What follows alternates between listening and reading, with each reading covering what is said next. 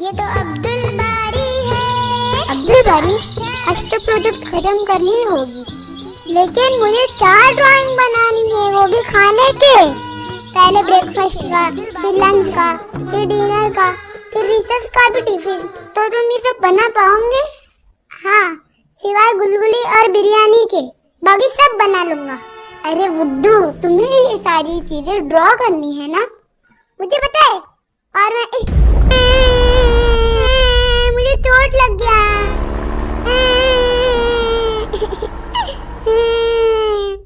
अरे रो नहीं, ला मुझे दिखाओ क्या लगा है।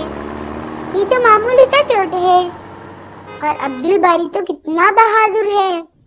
चलो घर चलकर मलहम लगा देंगे। सिर्फ तुम ही जानती हो ना आपा, मैं कितना बहादुर हूँ। हाँ, इतने बहादुर कि बिल्ली भी तुमसे डर के भाग जाए। तुम तो हमेशा मुझे सताती रहती हो। और रास्ते में बड़ा पत्थर मुझे कितना जोर से लगा, मालूम है तुमको? अरे हाँ, रास्ते में बड़ा पत्थर। उफ अब्दुल बारी, हम लोग वहाँ से चले आए, तो तुम क्या चाहती हो हम वही रुके रहते? तुम्हें याद नहीं वो हदीस, रसूलुल्लाह सल्लल्लाहु अलैहि वसल्लम ने क्या फरमाया?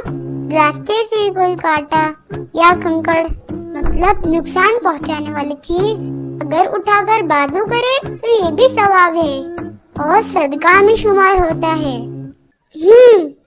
लेकिन अब तो वो मुझे लग चुका और नुकसान भी हो चुका। हाँ, लेकिन इस्लाम ने कितनी अच्छी तालीम दी है कि हम दूसरों का भी अच्छा सोचे। हमें कोई बड़ा नुकसान नहीं हुआ, पर शायद किसी दूसरे को बड़ा नुकसान हो। चलो अभी चलकर उस पत्थर को हटा देते हैं।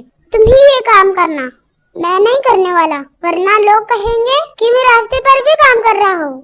हमें रसूलुल्लाह सल्लल्लाहु अलैहि वसल्लम की बातों पर अमल करना चाहिए, ना कि अपने स्टेटस और मयार का ख्याल रखना चाहिए। इज्जत देने वाला तो सिर्फ अल्लाह ही है। तुम यही रुको, मैं उसे हटा कर आती हूँ। आपा रुक जाओ, इस सवाब को मैं हासिल करूँगा। ये तो अच्छा बच्चा है, ये दुआ अब्दुल बारी, आज तुमने सुबह सुबह ही सवाब कमा लिया, मुझे पता है। और मुझे ये भी पता है कि रास्ते में गिरा कांटा कंकड़ जो भी किसी को कोई नुकसान दे, उसे वहाँ से हटा देना चाहिए। तुम फिर शुरू हो गए? नहीं, लेकिन आपा सभी लोग वहाँ से गुजर रहे हैं और किसी ने भी उठाकर उसे बाजू नहीं किया। पता नहीं क्यों, हो सकता है इस इलाके में कोई मुसलमान प्यारे नबी की बातों में अमल नहीं करता हो। ये तो हो सकता है।